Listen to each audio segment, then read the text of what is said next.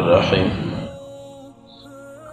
وَإِنْ خِفْتُمْ شِقَاقَ بَيْنِهِمَا، اور اگر تمہیں ڈر ہو، خوف ہو کہ وہ دونوں میاں بیوی آپس میں ضد رکھتے ہیں، فَابْعَثُوا حَكَمًا مِّنْ أَهْلِهِ وَحَكَمًا مِّنْ أَهْلِهَا، تو کھڑا کر دو ایک منصف مرد والوں میں سے اور ایک منصف عورت والوں میں سے۔ اِن یریدا، اگر چاہیں گے وہ دونوں اصلاحاً صلح، یوفق اللہ بینہما، تو اللہ موافقت کر دے گا ان دونوں کے درمیان۔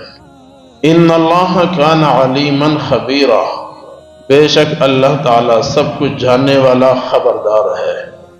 سورۃ النساء کا آیت نمبر 35 ہے۔ گزشتہ آیات کے اندر اللہ رب العزت نے میاں بیوی، شوہر اور بیوی کے درمیان جھگڑے کی صورتحال کو کنٹرول کرنے کے لیے چند احکامات نازل فرمائے تھے۔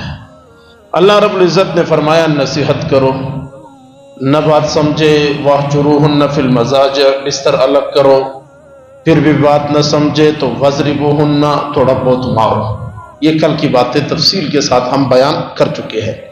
آج اللہ رب العزت فرماتے ہیں کہ اگر میاں بیوی کے اندر جو جھگڑا ہے وہ شدت اختیار کر گیا، کشمکش زیادہ ہو گیا اور جھگڑا ختم ہونے والا نہیں ہے، تو پھر تم نے کیا کرنا ہے؟ تو اللہ رب العزت نے آج اس کے بارے میں چوتھا حکم بتا دیا ہے، فَابْعَثُوا حَكَمًا مِّنْ أَهْلِهِ وَحَكَمًا مِّنْ أَهْلِهَا، ایک امانتدار، دیندار، سچا آدمی، مخلص آدمی، نیک نیتی کے ساتھ مرد کی طرف سے ہو جائے۔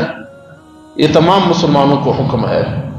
اور ایک دیندار، نیک نیت، مخلص آدمی عورت کی طرف سے ہو جائے، اور یہ دونوں پھر ان کے درمیان فیصلہ کر دے، صلح کر دے۔ یہ شرائط ہے، نیک نیتی ہوگی، مخلص ہوگا، اور مقصد صرف فیصلہ کرنا ہوگا میاں بیوی کی جوڑ کا۔ ایسے لوگ ایک طرف سے ہو، دوسرے طرف سے ہو، اور یہ آپس میں بات متفق کر لیں اور ان کے درمیان صلح کر دے۔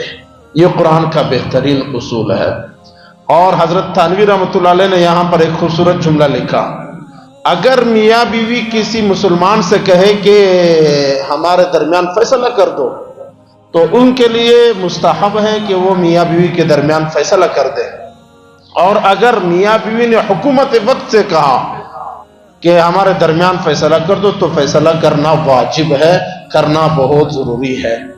ہمارے آج کے معاشرے میں میاں بیوی عدالتوں میں جاتے ہیں، اور ہمیں جہاں تک اس چیز کا علم ہے، یہ جو قرآن کا اصول ہے کہ ایک آدمی مرد کے خاندان میں سے ہو، ایک آدمی عورت کے خاندان میں سے ہو، جو قرآن نے کہا من اہلہ و من اہلہا، ایک مرد کے خاندان سے، ایک عورت کے خاندان سے، یہ قرآن کا فیصلہ بہت اچھا ہے۔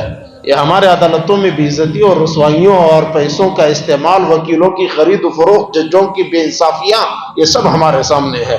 اس لیے عدالتوں کے بجائے گھروں کے بیٹھکوں میں اگر اس طرح نیک مخلص لوگ ہو تو ہو جائے۔ حضرت عثمان کے دور خلافت میں حضرت عقیل اور حضرت فاطمہ بنت عتیبہ وہی شخص ہے جو بدر میں مارا گیا تھا، احد میں مارا گیا تھا، تو یہ ان دونوں کے درمیان جھگڑا ہوا تو حضرت عثمان نے ثالث مقرر کے ان کے درمیان صلح کر دیا۔ تفصیلات بہت زیادہ ہے اس کے۔ حضرت علی نے بھی دو بندوں کو کھڑا کیا، کہا ان دونوں کے درمیان صلح کر دو۔ جب وہ جانے لگے، حضرت علی نے کہا رکو، پہلے آپس میں بات اچھی طریقے سے بناؤ، صلح کر دو، اگر صلح نہ ہو تو جدائی کر دو۔ یہ بھی فیصلے کا اختیار ان دونوں، لیکن ضروری یہ ہے کہ اختیار مکمل طور پر دیا جائے۔ ہمارے ہاں مصیبت یہ ہے، اختیار بھی پورا نہیں دیا جاتا، مشروط کر دیا جاتا ہے، شرط کے ساتھ اختیار دیا جاتا ہے، اور اگر پھر بندے ملتے نہیں ہیں، یا تو پیسوں کے لیے ہے، یا تو اپنے مقاصد ہیں، اپنا خاندان ہے، اپنے لالچے ہیں، بہت عجیب عجیب قسم کے مسائل آتے ہیں۔ اس لیے گھریلو جھگڑے، گھر کے اندر فسادات، اس کی وجوہات کیا ہے؟ حدیث میں بھی موجود ہیں اور قرآن میں بھی مختلف جگہوں پر بیان ہے۔ نمبر 1، جوائنٹ فیملی، یہ جو ہمارے یہاں مشترکہ نظام ہے، مریں گے جیئیں گے، بھائی بھائی سے جدا نہیں ہوگا، باپ بیٹا جدا نہیں ہوگا، اور نظام بس چلائیں گے، کچھ بھی ہو، اس سے بھی بہت جھگڑے اور فسادات پیدا ہوتے ہیں۔ اسی طرح جب ماں باپ لڑائی کرتے ہیں، حدیث میں آتا ہے اس کے اثرات بچوں پر ہوتے ہیں، پھر یہی بچے کل بھی لڑتے ہیں۔ اس لیے ماں باپ کو بچوں کے سامنے لڑنا نہیں چاہیے، یہ بھی وجوہات ہے کہ گھر کے اندر جھگڑے اور اختلافات پیدا ہوتے ہیں۔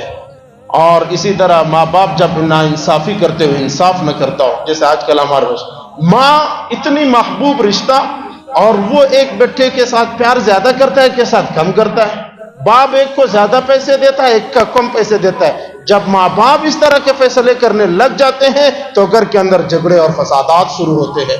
ماں باپ کو چاہیے کہ دونوں بچیوں کو بیٹوں کو وہ ایک طرح سے ڈیل کرے اور ایک طرح سے لے جائے۔ اس کے علاوہ علم و عمل، جب علم نہیں ہوتا تو پھر جھگڑے فسادات ہوتے ہیں، جب عمل نہیں ہوتا تو پھر جھگڑے فسادات ہوتے ہیں۔ جب فجر کی نماز بستروں پر ہوگی تو گھروں میں جھگڑے اور فسادات۔ حرام خوری، جب گھر میں ایک نوالا حرام کا آئے گا جھگڑے اور فسادات ہوں گے، روک نہیں سکتے۔ بے شمار کتابیں لکھی گئی اس موضوع پر اور بے شمار چیزیں لکھی گئی۔ اور اسی طرح شادی کو مشکل، جب آپ 20-10-15 لاکھ ولور کے ساتھ شادی دیں گے، وہ لڑکا جب لڑکی کو لائے گا گھر میں امن نہیں، جھگڑا ہوگا، گھر میں فسادات ہوں گے۔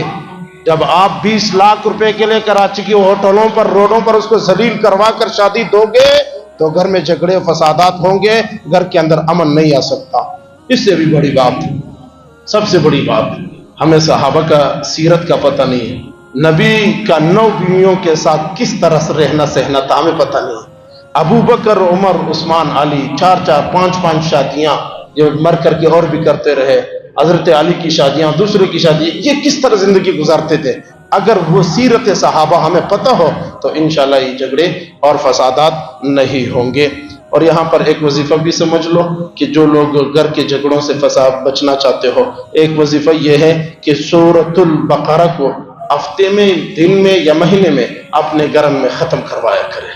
سورۃ البقرہ کا بہتر یہ ہے کہ اپنے گھر کے لوگ پڑھ لے، اگر کوئی باہر کا پڑھ لے بھی تو مسئلہ نہیں، سورۃ البقرہ کا ختم کروائیں، انشاءاللہ اس سے بھی جھگڑے رک جاتے ہیں۔ اور کچھ بزرگوں نے لکھا ہے یا لطیف یا ودود، روزانہ عشاء کے بعد پڑھ کر کے دعا کی جائے تو اس سے بھی 3 مرتبہ یا 7 مرتبہ اس سے بھی جھگڑے ختم ہوتے ہیں۔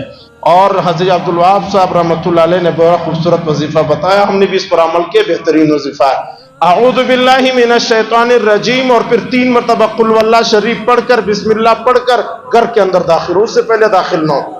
اعوذ باللہ بسم اللہ پڑھ کر 3 مرتبہ قل واللہ شریف پڑھا جائے اور پھر گھر کے اندر داخل ہو تو پھر گھر کے اندر جھگڑے اور فسادات نہیں ہوتے ہیں۔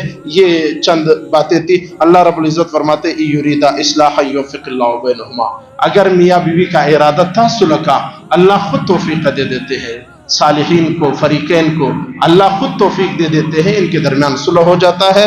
ان اللہ کان علیما خبیرا، بے شک اللہ تعالیٰ جاننے والا اور خبردار ہیں، اللہ کو سب پتہ ہے کون کس کے ساتھ ظلم کر رہا ہے، کون زیادتی کر رہا ہے۔